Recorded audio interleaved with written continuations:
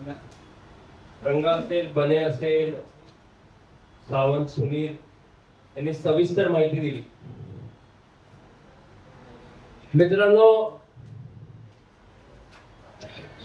गेल्या वर्षी कोणत्याही संघटनेने, खास करून दी म्युनिसिपल युनियनने हे बघितलं नाही की आमची मेंबरशिप काय आहे त्या खात्यात. प्रत्येक जण मेंबरशिप बद्दल बोलतं,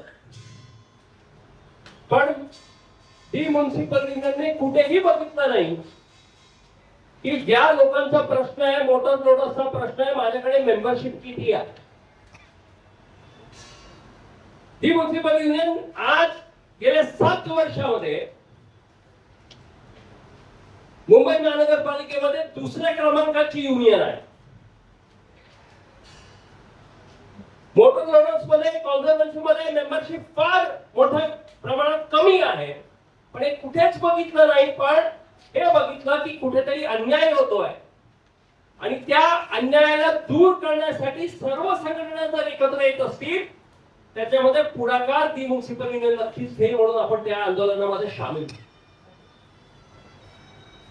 आणि मग ही जबाबदारी कोणावर असते की त्या खात्यामध्ये वर्षोनवर्ष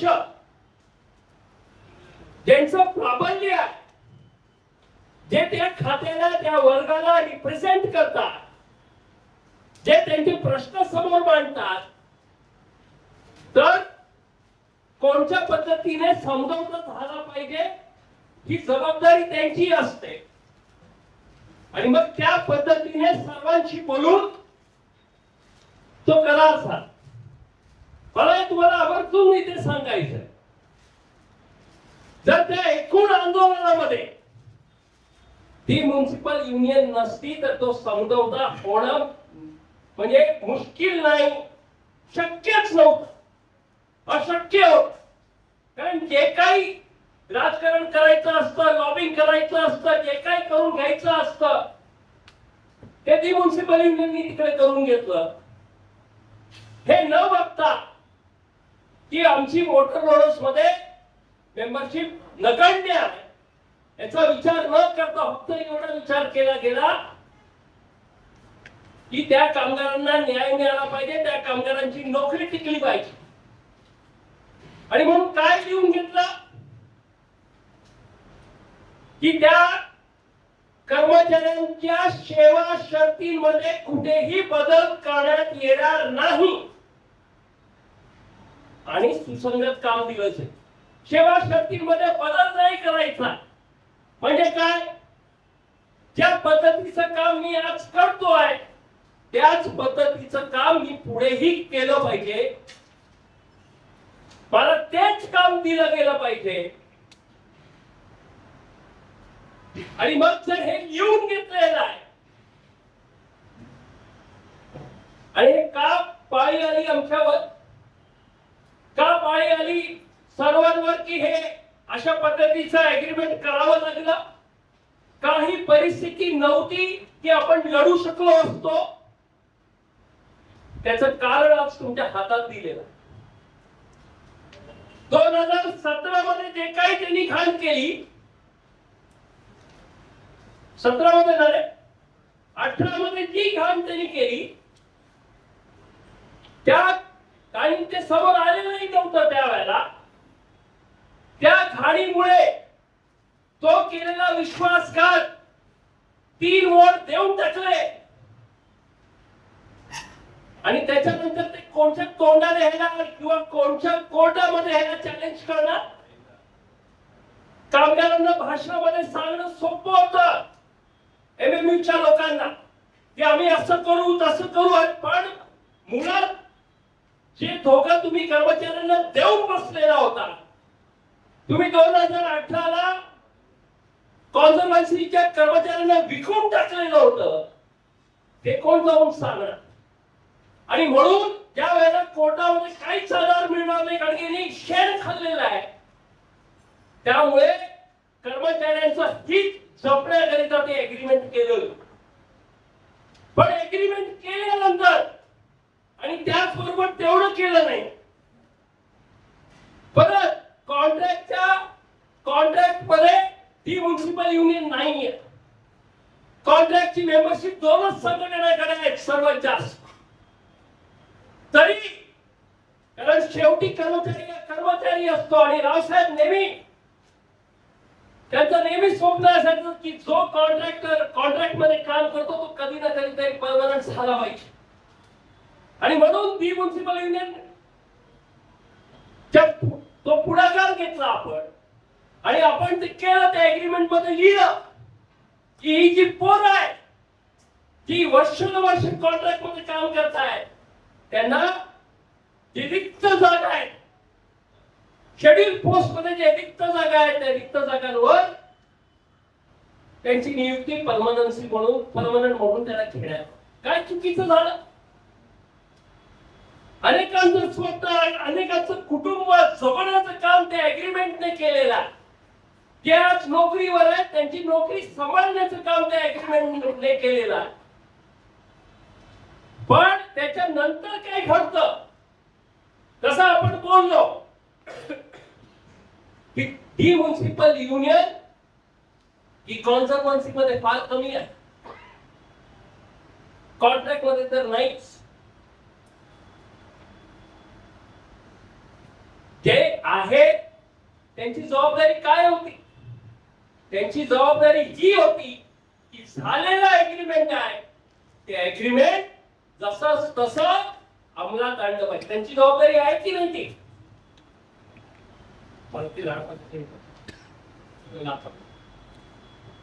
त्यांची जबाबदारी होती की नाही होती?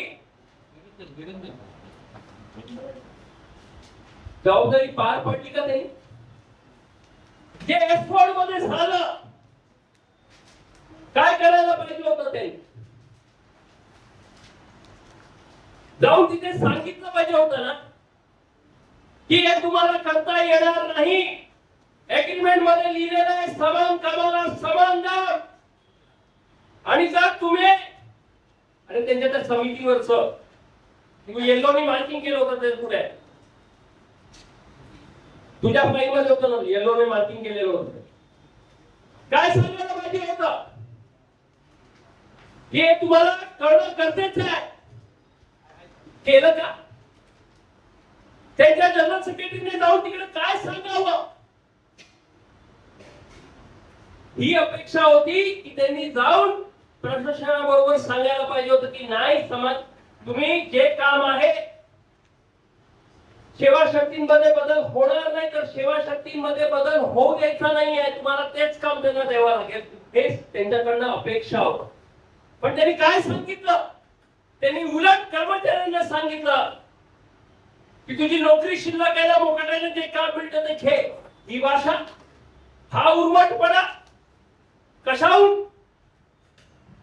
आणि म्हणून मग ही म्युन्सिपल युनियन म्हणून मी सांगितलं आणि आपण निर्णय घेतला जरी मेंबरशिप नसली त्या खात्याची पण 2 नंबरची युनियन आज मुंबई महानगरपालिकेमध्ये आहे तर हे करणं गरजेचं. कारण की हे कीड जर आज इथे थांबवलं नाही तर ते इतर ठिकाणी आहे. आज जर मोटर लोडरांना आपण समर्थन करून त्यांची साथ दिली नाही त्यांना न्याय मिळवून दिला नाही तर उद्या कॉन्झर्व्हन्सीच्या बाकी ठिकाणी येईल आणि आज कॉन्झर्व्हन्सी तर उद्या बाकीचे खात थांबणार नाही काय?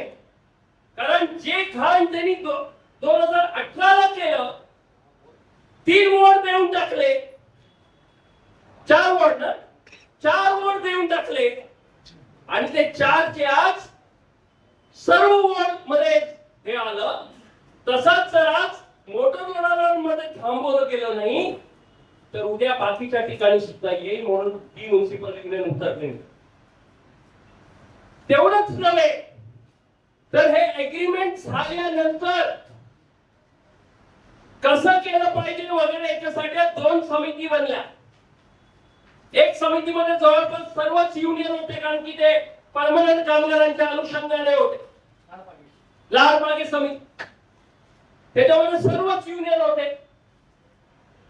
आणि एक समिती झाली जी कॉन्ट्रॅक्ट लेबरच्या अनुषंगाने जे परमनन्सी देणार आहे त्याच्यामध्ये 2च युनियन केल्या. कारण 2च युनियनचे 2च आहेत ना हो कारण की 2च युनियन त्यांच्याच केसेस, त्यांचीच लोक. काय अपेक्षा आहे? जर तुम्ही कॉन्ट्रॅक्ट वर आहात आणि तुम्हाला सांगितलं की मुंबई महानगरपालिका किंवा उद्या सरकारमध्ये सुद्धा, राज्य सरकारमध्ये ते तुम्ही कॉन्ट्रॅक्ट लेबर असाल आणि उद्या सांगितलं की राज्य सरकारमध्ये तुम्हाला परमनंट म्हणून घेणार आहे, तर त्याचा अर्थ काय होतो? त्याचा अर्थ हा होतो की मी कॉन्ट्रॅक्ट वर आहे, तर मी जिथे परमनंट होणार आहे, तर परमनंट असलेल्या कामगाराला जे काही सेवा शर्ती आहेत, जे काही अटी आहेत, त्यासाठी मला लागू होणार ना, की वेगळ्या होणार? मग ती जी समिती झाली होती त्याच्यामध्ये म्युनिसिपल मजदूर युनियन आणि काय ते लाल झेंडा कचरा वाहतूक श्रमिक संघ, त्यांच्याकडनं काय अपेक्षा होती? हेच की जो परमनंट कामगार तिथे काम करतोय त्याच्याच सेवा शर्ती या कॉन्ट्रॅक्टच्या कर्मचाऱ्यांना लागू झाल्या पाहिजेत ना. आताच आपल्यातल्या लोकांनी सांगितलं ना की कॉन्झर्वन्सी मध्ये काम करत असताना मी रिटायरमेंटच्या वयापर्यंत पोहोचण्याची शाश्वती नाही, कारण त्या घाणीत काम करत असताना मला कोणताही रोग होऊ शकतो आणि माझा मृत्यू होऊ शकतो. तसंच त्या घाणीत काम करत असताना माझी काय अपेक्षा असते की मी त्या घाणीत काम करत राहिलो तर माझा किमान कुटुंब तरी सांभाळलं गेलं पाहिजे, उद्या माझ्या वारसाला तिथे नोकरी मिळाली पाहिजे, पिटकेस मिळाली पाहिजे, ही अपेक्षा असते. यांनी काय केलं मित्रांनो? यांनी सरळ लिहून दिलं की तिथे वारसा हक्क नाही, पिटिकेस नाही, नोकरी मुलीला नोकरी मिळणार नाही. मी रिटायर झालो, परत माझ्या मुलाने वन फिरायचं नोकरीसाठी का? आणि ही भीती आता फक्त यांच्यापुरती आपल्याला राहिलेली नाहीये, कारण हे कोणासाठी झालेलं आहे? जे 8,000 रिक्त पद होती, म्हणजे 9,000 जवळपास रिक्त पद होती, त्याच्यापैकी जी 8,000 रिक्त पद भरली जाणार आहेत त्यांच्या सेवा शर्तींमध्ये हे आहे. आता जर त्यांच्या सेवा शर्तींमध्ये आलं तर उद्या असलेल्या कर्मचाऱ्यांच्या सेवा शर्तीमध्ये हे का येऊ शकत नाही हे मला तुम्ही सांगा. कारण की एकाच डिपार्टमेंट मध्ये, एकाच संवर्गामध्ये दोन वेगळे कायदे चालू शकतील का? म्हणजे तुम्ही एकाच ह्याच्यावरती काम करत आहात, सर्व काही सेम आहे, तर तुम्हाला आणि तुमच्या सहकार्याला त्याच सेवा शर्ती लागू राहिल्या पाहिजेत ना. जर तुम्हाला 1,000 रुपये जास्त मिळाले तर बाजूला काय सांगणार की त्याला 1,000 रुपये जास्त मिळत आहेत, असं कसं? एकतर माझे 1,000 वाढव, त्याच्यात त्याचे 1,000 कमी कर.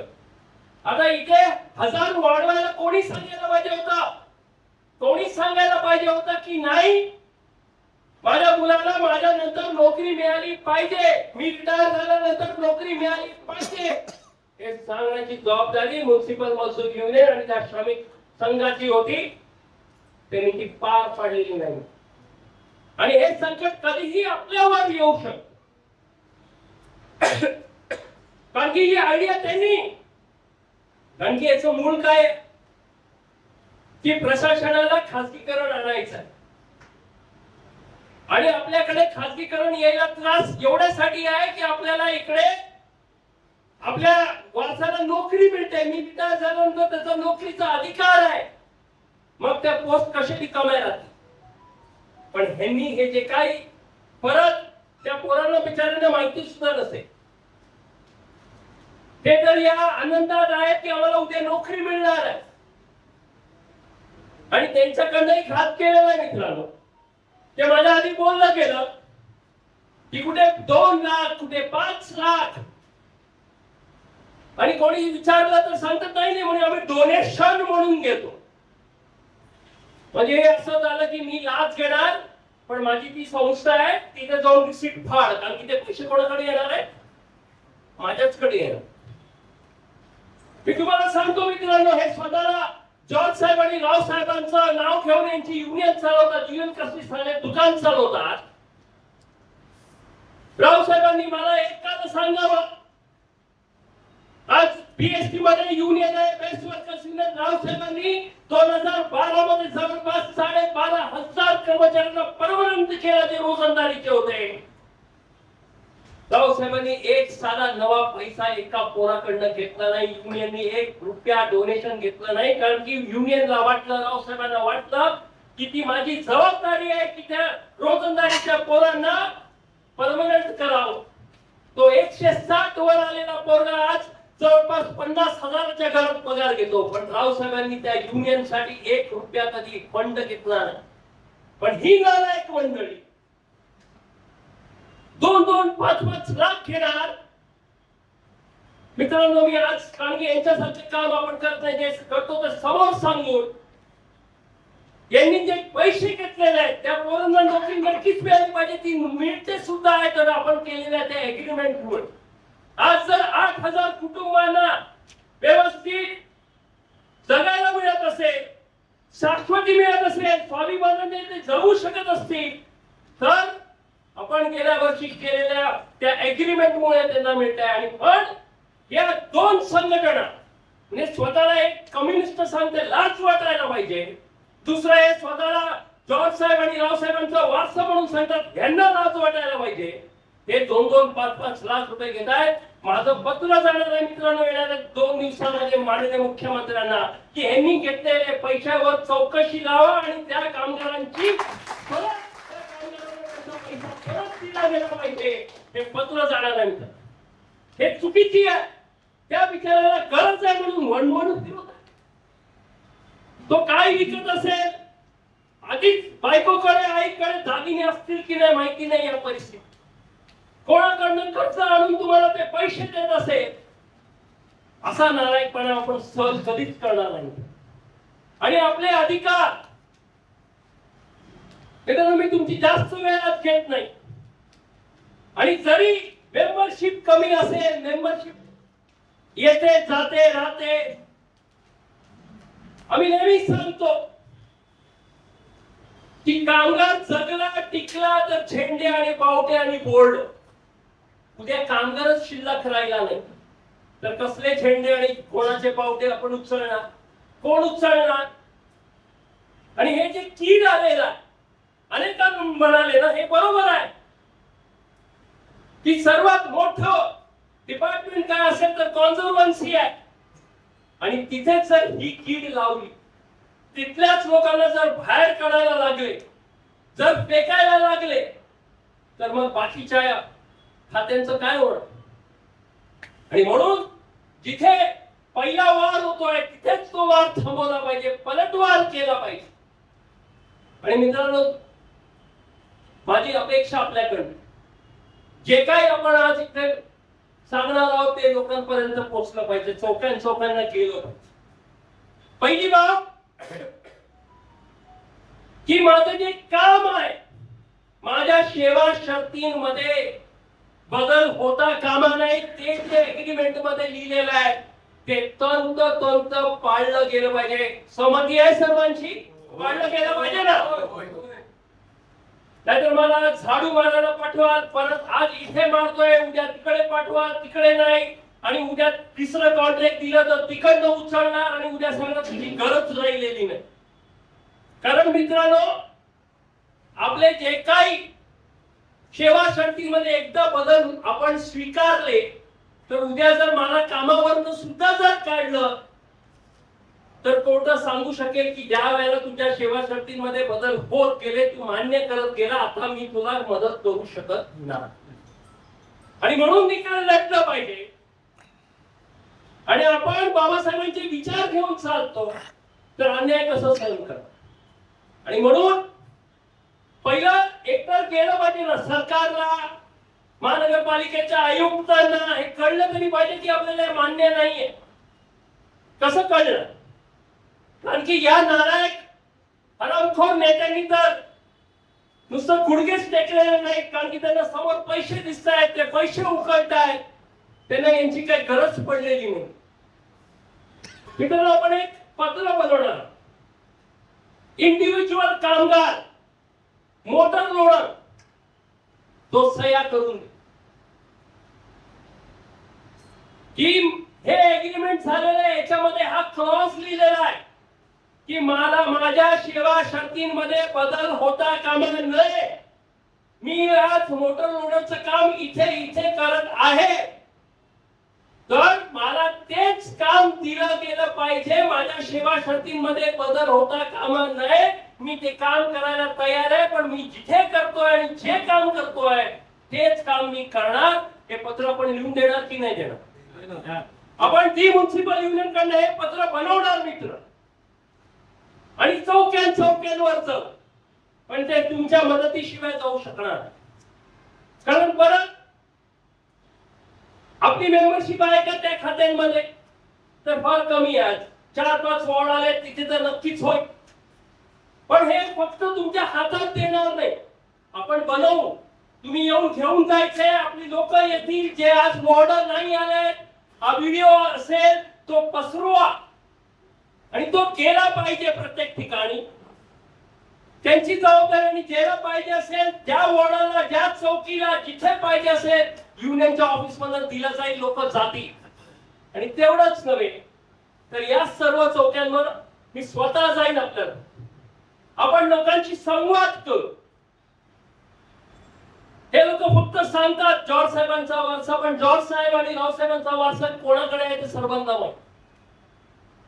मेंबर्स नसले, लोक कमी असेल, काही हरकत नाही. मला मी याच्या आधी बोललो की जॉर्ज साहेबांनी मधु दंडवते साहेबांच्या मीटिंग मध्ये काय कारण असतो, प्लॅनिंग चुकीचं झालं किंवा काय झालं माहिती नाही, कोकणामध्ये अवघे पब्लिक मीटिंगला 2 की 4 लोक आली, पण जॉर्ज साहेबांनी तिथे सुद्धा त्या 4 लोकांसाठी जवळपास 1.5 ते 2 तास भाषण केलं. आणि काय म्हणाले की मी माझं म्हणणं सांगायला आलेलो आहे, मी तुम्हाला माझं म्हणणं समजवायला आलेलो आहे, आणि मग 4 असतील, 4,000 असतील, 4 लाख असतील, मी माझं म्हणणं पूर्ण सांगू. आणि म्हणून चौक्यांवर हे जाणं गरजेचं आहे, चौक्यांवर जाऊन सांगणं गरजेचं आहे. आणि हे पत्र आपण सर्वांनी, पण जास्त वेळ लावता कामा, 2 दिवसात हे पत्र निघेल, आणि प्रत्येक पत्रामध्ये आपलं आपण कोण आहोत, कुठे काम करतोय, काय सर्व येईल, आणि आपण हे दिलं पाहिजे. आपण हे मुंबई महानगरपालिकेला देऊ, परत त्या डिपार्टमेंट जे सरकारचं युडी आहे तिकडे देऊ, आणि देऊन फक्त थांबणार नाही. एकदा पत्र आली, हे पत्र घेऊन आपण त्यांना देऊ, आणि आंदोलनाची तयारी त्याच बरोबर करावं. कारण हे चालू झालेले आहेत कुरकुर, कारण की यांना वाटायला लागलं की यांची दुकानं बंद होती. आपल्याला दुकानांची काही घेणं देणं नाही. आपल्याला आपलं नोकरी टिकवायची, आपलं कुटुंब टिकवायचं. आणि त्याचबरोबर अजून एक एस वॉर्ड बद्दल तर पत्र जाईलच, पण अजून कुठेही कोणत्याही वॉर्डामध्ये जर हे सांगितलं गेलं की तुला या इकडनं सफाई करायला तिकडे जायचंय, किंवा त्याच वॉर्डामध्ये तुला झाडू उचलायची आहे, माझं तुम्हाला सांगणं आहे की सरळ सांगायचं, हे माझं काम नाही, मी हे काम करणार नाही. तुमच्या केसालाही सत्ता लागू देणार नाही. हे दी म्युनिसिपल युनियनचा वाद आहे. हे कुठेतरी नाही सांगायला शिकायला पाहिजे. जिथे माझ्यावरती अन्याय होतो तिथे मी नाही सांगणं गरजेचं, आणि आम्ही तुम्हाला वाऱ्यावर सोडणार नाही. आणि केस करावी लागली तर त्या केस साठी तुमच्याकडनं 1 रुपया सुद्धा घेणार नाही. मला माहिती आहे संघटना कोणी केलं तर सारे पैसे घेतात, पण काळजी करायचं कारण नाही. ते कळलं ना की जर कोणाला सांगितलं तर तुम्ही ज्या वॉर्डात आहात तिथे जर आला तर सांगायला ना की मी झाडू नाही मारणार, हात वर करावे की तुम्ही सांगणार की मी झाडू नाही मारणार म्हणून. मित्रांनो, आपण ही लढाई सुरू करत, आणि ही लढाई आपण चढत्या कमानीने घेऊन जा. अधिपत्र जातील, वाटाघाटी होतील, जर नाही झालं आणि ती वेळ आली, मला माझी इच्छा आहे की ती वेळ येऊ नये, पण जर पूर्ण खातं बंद करायचं झालं तर आपली नोकरी आणि आपलं घर टिकवण्यासाठी, आपला आत्मसन्मान, आपला स्वाभिमान टिकवण्यासाठी, जगवण्यासाठी जर ती वेळ आली तर एकही मोटर लोड कामावर जाणार नाही. ती वेळ आणू, तेही आंदोलन छेडू. तरी एवढंच सांगेन की जोपर्यंत हा अन्याय दूर होत नाही, प्रशासन त्या एग्रीमेंट प्रमाणे तंतोतंत सर्व काही पालन करत नाही, तोपर्यंत आपण स्वस्थ बसणार नाही. आणि लढलो तर नक्कीच आपली जीत होईल, या विश्वासाने मी इथेच थांबतो. जय हिंद, जय महाराष्ट्र.